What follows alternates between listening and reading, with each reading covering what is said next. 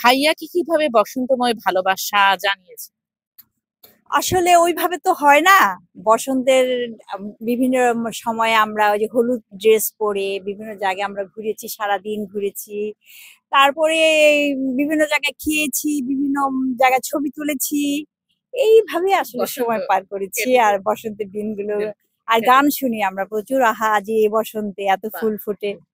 এই গানগুলো বাজে সবসময় আচ্ছা, আমাদের বাহ! ঘরে। চমৎকার। মানে চির বসন্তই থাকে সবসময় ঘরে। আপু আপনার কাছে যাবো যে এখনকার বসন্ত আপনার সেই হারিয়ে যাওয়া সোনালী অতীতের বসন্তে কি তফাৎ দেখতে পান? অনেকটা তফাৎ। অতীতের বসন্তের মধ্যে অনেক প্রাণচাঞ্চল্য ছিল। আমরা যখন স্টুডেন্ট ছিলাম ইউনিভার্সিটিতে বসন্ত বরণে হলুদ শাড়ি পরে পরে আমরা রমনা বটমূলে, বিশেষ করে বাংলা একাডেমি বইমেলাটা ছিল আমাদের প্রাণকেন্দ্র। ফাগুনের সঙ্গে বইমেলা একাকার হয়ে যেত, কিন্তু আজ সেই আনন্দ, সেই চেহারাটা মনে হয় বইমেলায় নাই। সেটা হয়তো বর্তমান সামাজিক অবস্থা বলেন, এই এটা কি সময়ের একটু ফিকে অবস্থা। হয়ে গেছে আমরা বলব? হ্যাঁ, আমি বলবো সে আগের মতো আমরা যে জলস ছিল, বইমেলা বলতে ফাগুন যেমন একাকার হয়ে যেত, সেই সৌন্দর্যটা মনে হয় আজ আর খুঁজে পাই না।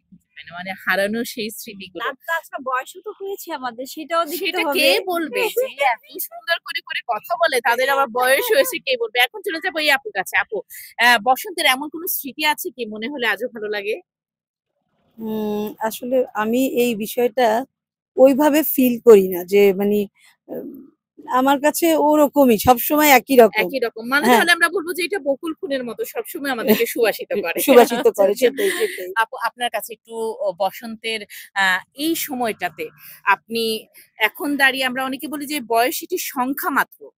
তো এই বিষয়ে আপনি কি বলবেন? আসলে কি আমরা কি বয়সে ধাবিত হচ্ছি না বয়স কেবল সংখ্যা মাত্র? আসলেই বয়স একটা সংখ্যা মাত্র, আমার কাছেও অন্তত তাই। কারণ মনের বয়স কিন্তু বাড়ে না।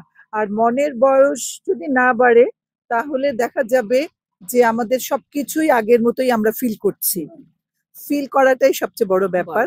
আর যে ওই ভাবি যখন বললো বসন্তের কথা, আমরা ঢাকা ইউনিভার্সিটিতে ওই সময় অনেক উদযাপন করছি। এখনো করে, এখন করে ইয়াং যারা তারা করে, আমরা আসলে ওইভাবে করি না। কিন্তু সুযোগ পেলে, সময় পেলে করি। করি। হ্যাঁ, আর মনের বয়স আমাদের কখনোই কি বাড়তে বলবো? দিব না, বাড়তে দিব না। বাড়তে বাহ! দিব চমৎকার। না। এটা আসলে আমাদের একটা সবার জন্য এই বিষয়টাই প্রয়োজন। এখন আরেকটি ছোট প্রশ্নে চলে যাব আপুর কাছে যে আপু সেই সোনালী সময়ের আমরা যে বাংলা ছবিগুলো দেখতাম দর্শকের যে ছবি, এখনের সেই ছবি যেমন আমরা এখানে কথা বলার সময় সবাই কিন্তু আপনাকে আমরা ইন্ডিকেট করছিলাম সাবানা, সাবানা। সেই জায়গা থেকে সেই সময়কার ছবি আর এখনের ছবির ভেতর কিরকম তফাৎ খুঁজে পান বা সেই হারানো স্বাদগুলো কি পাওয়া যায় কিনা? না, তা তো অবশ্যই না।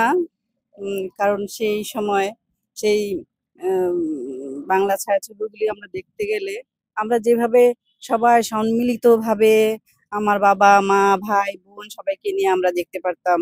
বা একটা মনের খোরাক ছিল সেটা আমাদের।